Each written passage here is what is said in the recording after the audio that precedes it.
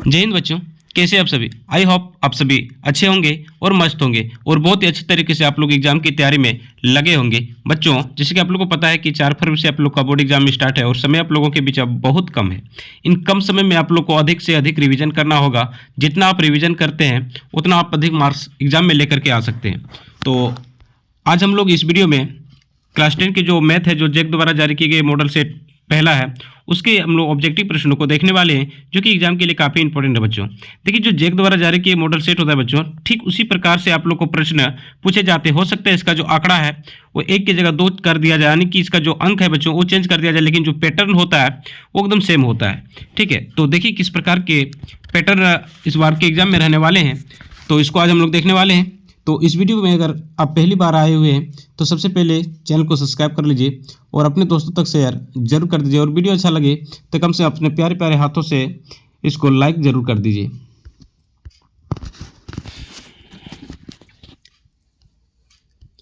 तो देखिए बच्चों, यहाँ पे जो है फॉर एग्जामिनेशन 2026 क्लास 10, ठीक है, मैथमेटिक्स सेट 1, ठीक है। यहाँ पे देखिए JCERT द्वारा जारी किया गया पहला सेट है बच्चों, ठीक है। अब समझिए मैथ में जो है बच्चों, यहाँ पे आप लोग को कुल 3 घंटा दिया जाएगा और समय जो रहेगा 3 घंटा, और पूर्णांक जो रहेगा आपका 80 मार्क्स का रहने वाला। इनमें से जो MCQ प्रश्न रहेगा वो 1 से लेकर के 30 तक रहने वाला है, जो कि 1 मार्क्स का रहेगा, ठीक है। यानी कि कुल 30 मार्क्स जो है आपको MCQ प्रश्नों से मिलने वाला है।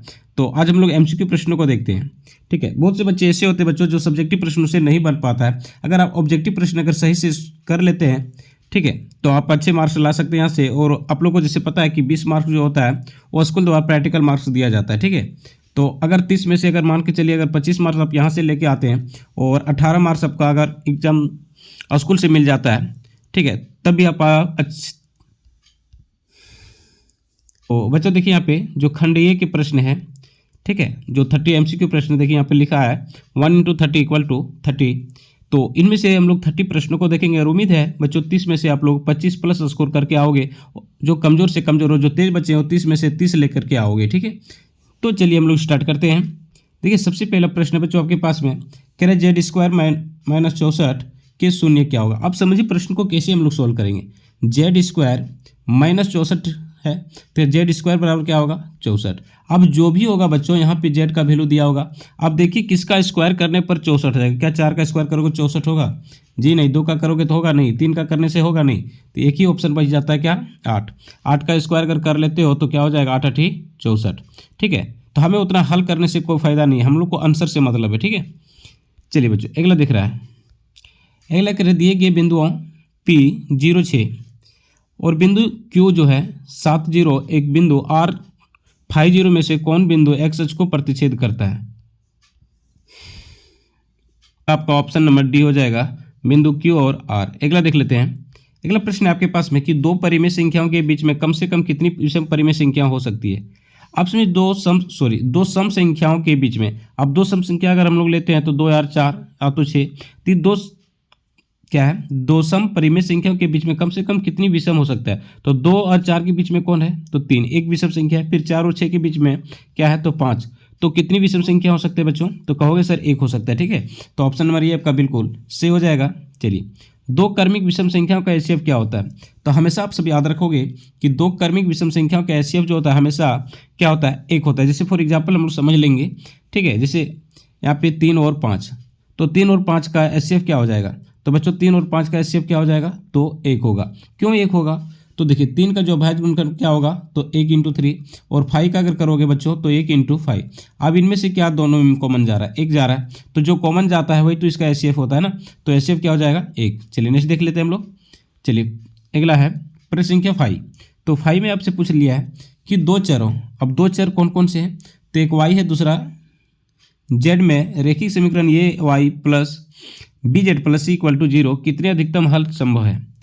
आप समझिए बच्चों y z में से एक है ay + bz + c = 0 के कितने अधिकतम हल हो सकते हैं। तो इसके अपरिमित रूप से अनेक हल हो सकते हैं, ठीक है। तो यहाँ पे क्या हो जाएगा, देखिए यहाँ पे 1 और 2 संभव तो है नहीं, आप ऑप्शन नंबर सी बिल्कुल करेक्ट होगा। इसके साथ में जाइए, संगत समीकरण युग्म द्वारा निरूपित रेखाएं कैसे होती है। आप समझिए जो संगत समीकरण होते हैं बच्चों, इनके द्वारा जो निरूपित रेखाएं होती है वो प्रतिच्छेद होती है। कैसी होती है, प्रतिच्छेद करती हुई होती है, ठीक है। तो आपका ऑप्शन नंबर ये बिल्कुल सही हो जाएगा। एक चीज़ यहाँ पे याद रखिएगा आपसे, ठीक है, अगर दिया है तो मैं बता दे रहा हूँ आपको, 3 कंडीशन याद रखना है। जब A1/A2 जो होता है वो बराबर हो जाता है B1/B2 के, और ये भी बराबर हो जाता है C1/C2 के, तो ये संपाती होता है। क्या होता है? संपाती होता है, और इसका अपरिमित रूप से अनेक हल होता है, ठीक।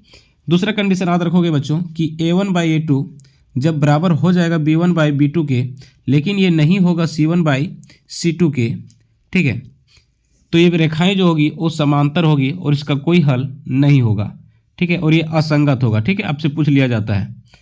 अगला A1/A2 जो है वो नहीं होगा बराबर B1/B2 का। अगर A1/A2 जो है B1/B2 के नहीं होगा तो ये क्या होगा कि प्रतिच्छेद करती हुई रेखाएं होगी और ये संगत होगा। क्या होगा बच्चों? ये संगत होगा तथा इसका एक आद्वितीय हल होगा, ठीक है। तीनों कंडीशन याद रखिएगा, कहीं ना कहीं पूछ ही लेगा आपसे मूल क्या होगा। अब समझिए बच्चों, जो भी मूल होगा इसी में से कोई होगा, ठीक है। तो अब इसको पुट करके हम लोग देख लेते हैं कि किसको पुट करने पर 0 आ जाएगा। अगर 0 पुट करते हैं, ठीक है, तो यहाँ पे तो 6 बच जाएगा, तो ये नहीं होगा।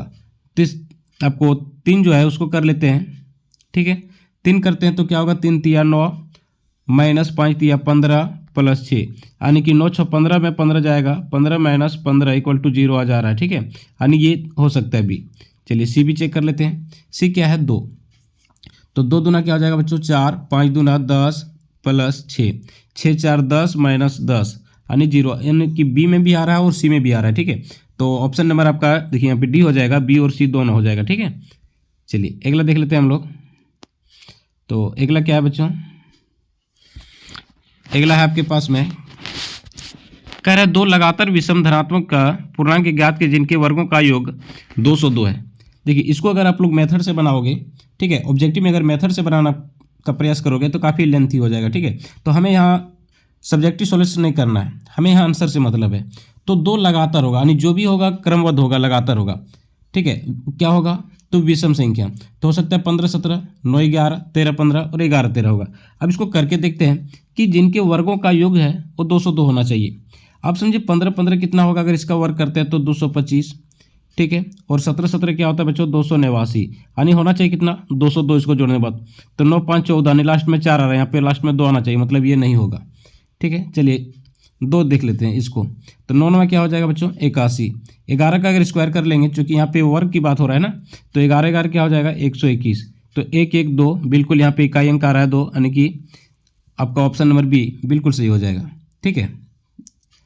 अगला देख लेते हैं हम लोग। कह रहे हैं निम्नलिखित में से कौन एपी समांतर श्रेणी में नहीं है। अब बोल रहा है कौन सा एपी जो है समांतर श्रेणी में नहीं है। तो समांतर श्रेणी में कौन होगा बच्चों? जिनके बीच में सार्वंतर जो है वो सेम होगा। अगर सार्वंतर जो है सेम नहीं होगा तो ये एपी में नहीं होगा। अब यहाँ समझिए 2 4 6 8, ठीक है, ये तो एपी में है। चलिए अगला देख लेते हैं। 1 9, यानी कि यहाँ पे कितना हो जा रहा है? 5 5 8 8 9 17 17 और 8 25, मतलब 8 8 यहाँ बढ़ रहा है, मतलब ये भी सेम है, ठीक है।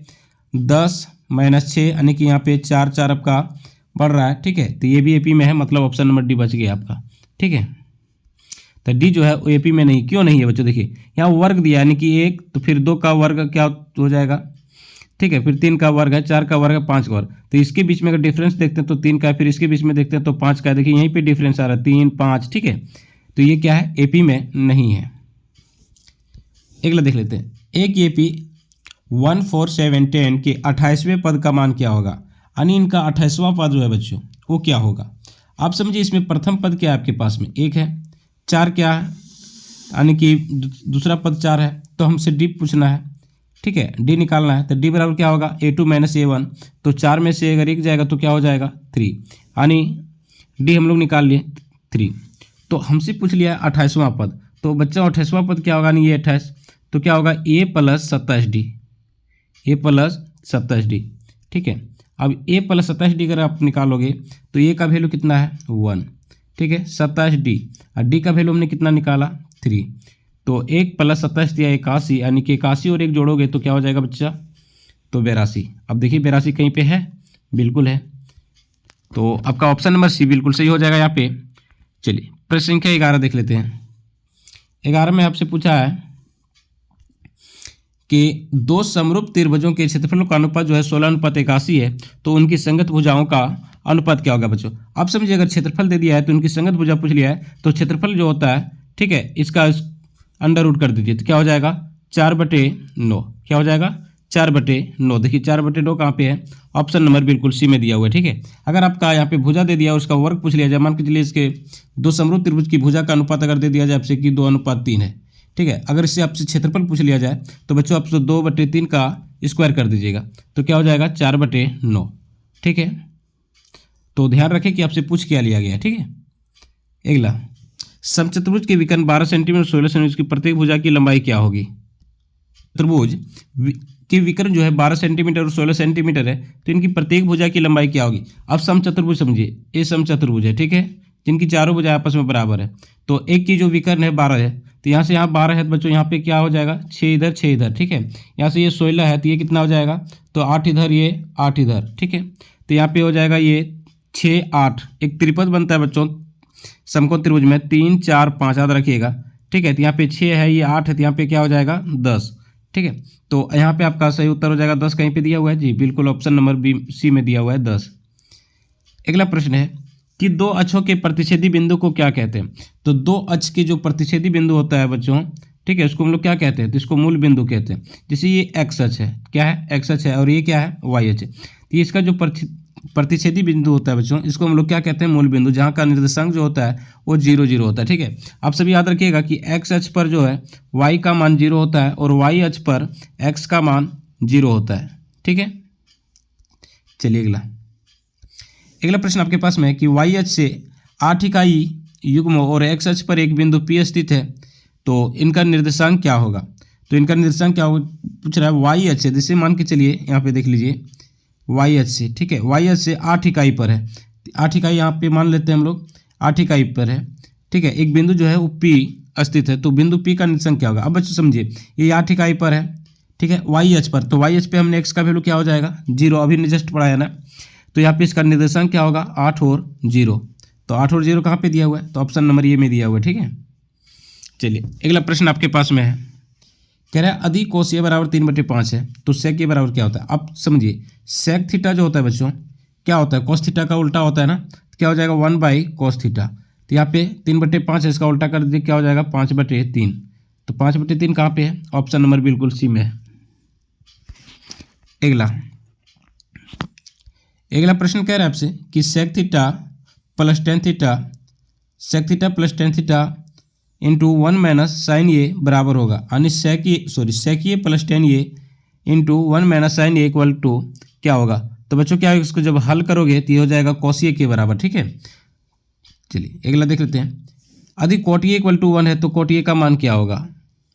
आप समझिए, कॉट ए बराबर 1 दिया है, यानी कि कॉट थीटा बराबर 1, तो कॉट थीटा बराबर 1 किसका होता है? तो कॉट 45 का होता है, तो ये कट जाएगा, थीटा बराबर क्या हो जाएगा 45 डिग्री, ठीक है।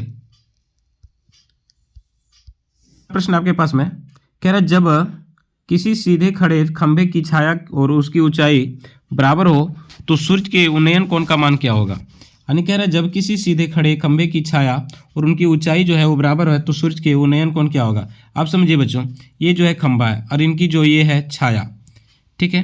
तो ये खंभा ये और ये बराबर कब होता है? जब यहाँ थीटा का मान 45 डिग्री होगा। कितना होगा? 45 डिग्री, ठीक है। तो tan 45 का मान क्या होता है 1, तब जाकर के ये जो खंभा की छाया है और खंभा की ऊंचाई वो दोनों इक्वल हो जाएंगे, ठीक है। तो यहाँ पे हो जाएगा आपका ऑप्शन नंबर बी बिल्कुल सही हो जाएगा। चतुर्भुज के चारों कोणों का योग कितने डिग्री का योग होता है? तो चतुर्भुज के चारों कोणों कितना होता है 360 डिग्री, जबकि अगर सिर्फ त्रिभुज से पूछ लिया जाए तो त्रिभुज का कितना होता है बच्चों? तो ये 180 डिग्री, ठीक है।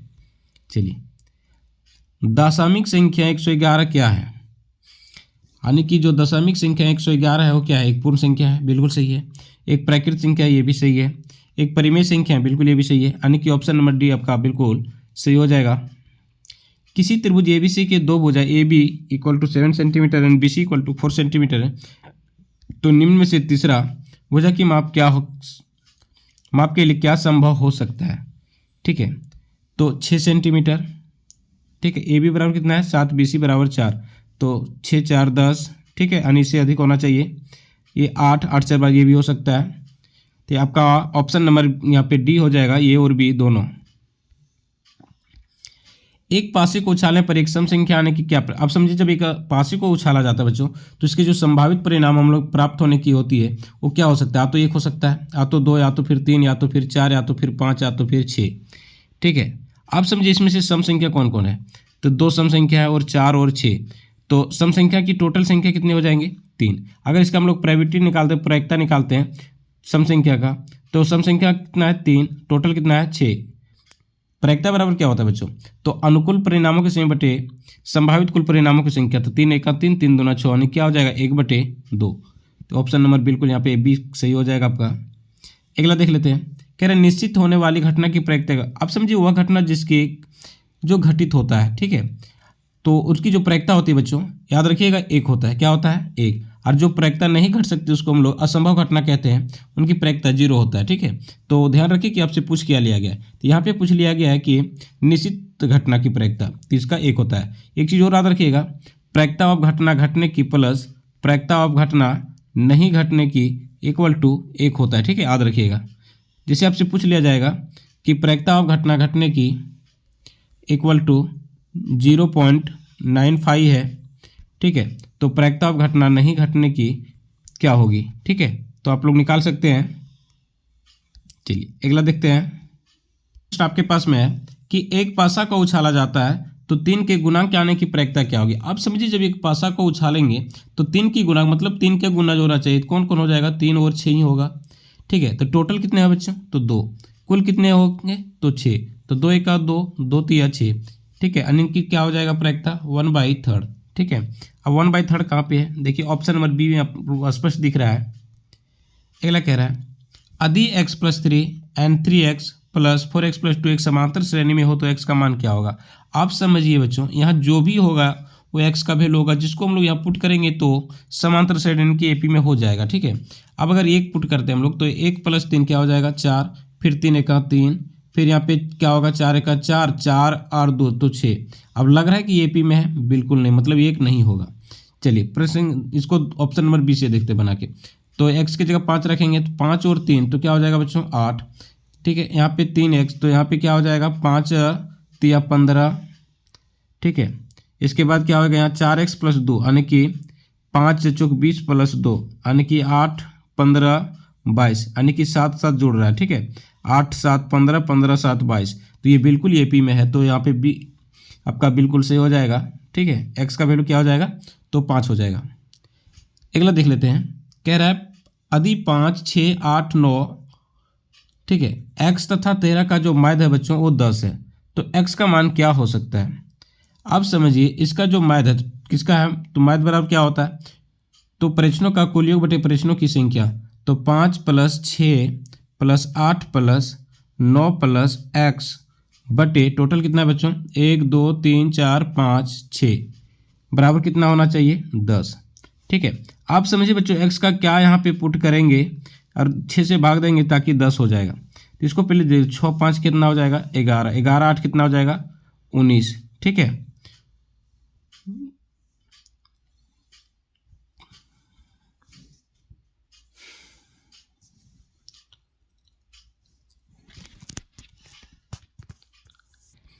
अगला प्रश्न देख लेते हैं कि 2 6 4 2 5 0 2 1 2 3 2 का बहुलक क्या है? अब बच्चों बहुलक का मतलब क्या है? जो अधिक बार रिपीट किया है। अब देखिए इसमें से 2 एक यहाँ पे है, एक यहाँ पे है, एक यहाँ पे है, यहाँ पे है, यहाँ पे है। ठीक है, तो सबसे अधिक बार क्या है? 2 ही आया। ठीक है, तो यहाँ पे इसकी बहुलता क्या हो जाएगी? 2। प्रश्न संख्या 28 कह रहा है 8 7 12 15 10 9 11 13 14 की माध्यिका क्या होगी? सबसे पहले इसको हम लोग आरोही क्रम में सजाएंगे। ठीक है, असेंडिंग ऑर्डर में इसको हम लोग सजाएंगे बच्चों। तो सबसे पहले 7 को लिखेंगे, फिर क्या लिखेंगे? 8 लिखेंगे, फिर 9 लिखेंगे, फिर 10 लिखेंगे, फिर 11 लिखेंगे, फिर 12 लिखेंगे, फिर 13 लिखेंगे, फिर 14, फिर 15। ठीक है, तो अब यहाँ पे देखिए टोटल कितने? 1 2 3 4 5 6 7 8 9, तो 4 को इधर कर दिए, 4 इधर और 4 इधर, तो क्या बच गया? 11। ठीक है, तो अब बिल्कुल आपका ऑप्शन नंबर सी बी 11 हो जाएगा। अगला प्रश्न है कि यदि 2 वृत्तों के केंद्रों की मध्य की दूरी उनकी त्रिज्या के योग से अधिक हो तो उनकी उभयनिष्ठ स्पर्श रेखाओं की संख्या कितनी होगी, तो कितना हो जाएगा, तो ऑप्शन नंबर यहाँ पे डी बिल्कुल हो जाएगा 4। अगला कह रहा है दो गोले के आयतन का अनुपात 64:27 है, तो उनके पृष्ठीय क्षेत्रफल का अनुपात क्या होगा। ठीक है, अब गोले का आयतन क्या होता है बच्चों, 4/3 πr3। ठीक है, यानी कि इसका जब भी आयतन पूछे, आयतन दिया रहे और इसका अगर भुजा पूछ लिया जाए, ठीक है, सबसे पहले भुजा निकालेंगे तो भुजा बराबर होता है इनकी जो आयतन दिया होगा उसमें आपको घनमूल निकाल दीजिए 64/27, इसका घनमूल निकालिए तो क्या हो जाएगा बच्चों 4/3। यानी ये जो है बच्चों ये आपका भुजा निकल गया। अब पूछ लिया इसका पृष्ठीय क्षेत्रफल, तो क्या होता है 4πr, इसको अब इसका स्क्वायर कर दीजिए 4/3 का होल स्क्वायर, तो हो जाएगा 16/9 ना कि 4/3। यहाँ हो जाएगा 16:9, कहाँ पे है 16:9, ऑप्शन नंबर बी आपका बिल्कुल सही हो जाएगा। ठीक है, यानी कि यहाँ पे आपका ऑप्शन नंबर सी बिल्कुल सही होगा। अब क्यों सही होगा थोड़ा देख लीजिए, गोले का आयतन क्या होता है 4/3 πr3। ठीक है, तो r1 का क्यूब बटे हो जाएगा यहाँ पे 4/3 πr2 का क्यूब, तो ये और ये कट गया, क्या बचा r1 का क्यूब बटे r2 का क्यूब। ठीक है, इसलिए हमने यहाँ पे क्या किया था घनमूल निकाला था, चूंकि r1 बाय अगर r2 निकालिएगा तो ये क्या हो जाएगा 64/27, और यहाँ पे ये जो क्यों दिख रहा है आपको यहाँ पे इधर आके घनमूल हो जाएगा। ठीक है, इसलिए इसका अब 64 का घनमूल कितना होता है बच्चों, तो कहोगे सर 4, और इसका कितना होता है, ठीक है 27 का तो 3, यानी 4/3 हो गया। अब ये मेरा आंसर नहीं है, त्रिज्या निकल गया, यानी पहले की जो त्रिज्या है वो 4 है और दूसरे की कितना है 3 है, यानी ये 4 यूनिट है और ये 3 यूनिट है। अब पूछा इसका क्या है पृष्ठीय क्षेत्रफल, तो क्या होता है 4πr², तो यहाँ भी तो होगा 4πr², r2 का होल स्क्वायर, ये 4π कटेगा, इसलिए r1 का होल स्क्वायर बटे r2 का होल स्क्वायर, तो यहाँ पे क्या हो जाएगा 4/3 का होल स्क्वायर, तो यहाँ हो जाएगा 4 चौके 16 और 3 3 9। ठीक है, इसलिए हमने इसको शॉर्ट में बनाया था। तो ये सारे ऑब्जेक्टिव प्रश्न था बच्चों जिसको आज हम लोगों ने देखा। अब इसका देखिए खंड बी के जो है वो सब्जेक्टिव प्रश्न है, उसको शायद हम लोग नेक्स्ट वीडियो में देखें, क्योंकि वीडियो काफ़ी लंबा हो रहा है। ठीक है, तो हम लोग इसको नेक्स्ट वीडियो में देख लेंगे, सारे सब्जेक्टिव प्रश्नों को एक वीडियो में ही देख लेंगे। ठीक है, तो अगर वीडियो अच्छा लगे होगा तो अपने दोस्तों तक शेयर जरूर कर दीजिए।